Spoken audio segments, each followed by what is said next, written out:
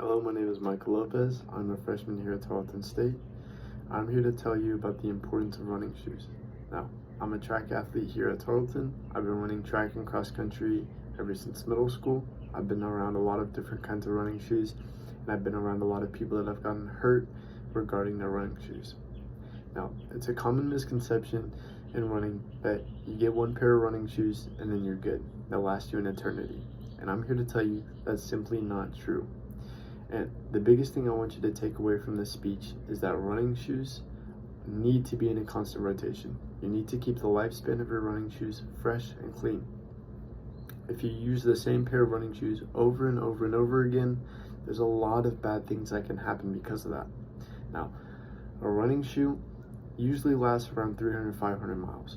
And I know for some people that might seem a lot, but it goes away a lot quicker than you think. For someone running 20 miles a week, that's only 3 months. Now, there's a lot of things to take into account when getting running shoes and paying attention to your lifespan of running shoes. Lifespan of running shoes is caused by this foam pad deteriorating. There's a few tests you can do performed by Orthos Carolina that test whether your running shoes is in need for a new or you're good, they're healthy. So there's the brake test, which you break the ball pad of your foot down. And as you can see, this is pretty flimsy, indicating it's a bad pair of running shoes. Now, you take a good pair of running shoes, something with low mileage, and you try to bend them.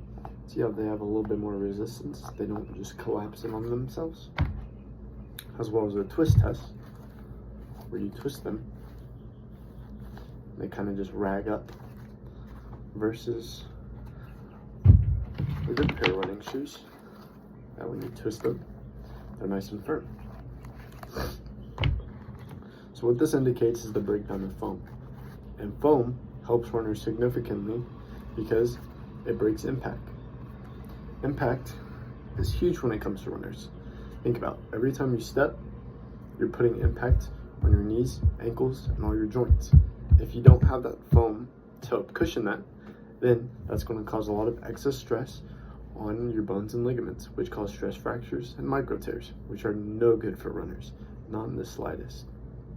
Now, a study done in 2015 showed a group of 300 runners that consistently rotated out new pairs of shoes had a 29% decrease in injuries. That's substantial. That's crazy.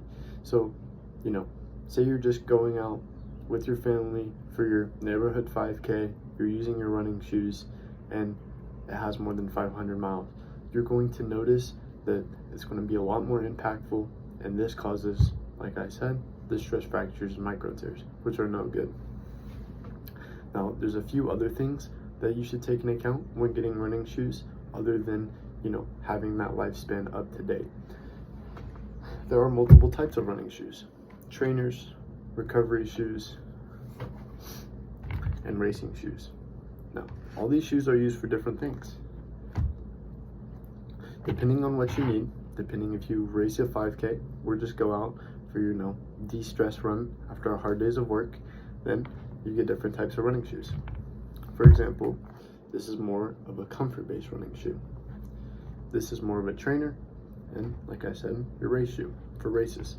They offer and provide different amounts of stability and comfort regarding your running. That is decided up to you. If you want a pair of running shoes just to go out, then you probably want to go with something with a little bit more comfort. If you really want to get after it, kind of want a multi-utility shoe, get a pair of trainers.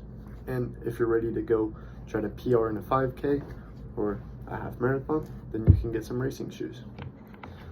Now, all this is decided on what fits you, whether it's what kind of race you're doing or what kind of brand or personability factor you need. So what I mean by this is that a lot of people are put into running shoes without trying them on, and this causes injury. Say they're too big, say they're too wide, this causes your foot to slip and slide, which causes a bad gait or your toes banging against the top. These are all very bad things that happen. Now, that is another big reason why people get injured, and that's the last thing I want for runners. And that's why I want people to know about this. So, find a shoe that fits you for your size. Find a shoe that is comfort for you and you can use for multiple things and or a specific thing like racing shoes. Taking all these things into account can help prevent significant injuries, which is what I want to happen. Anyways, thank you for listening.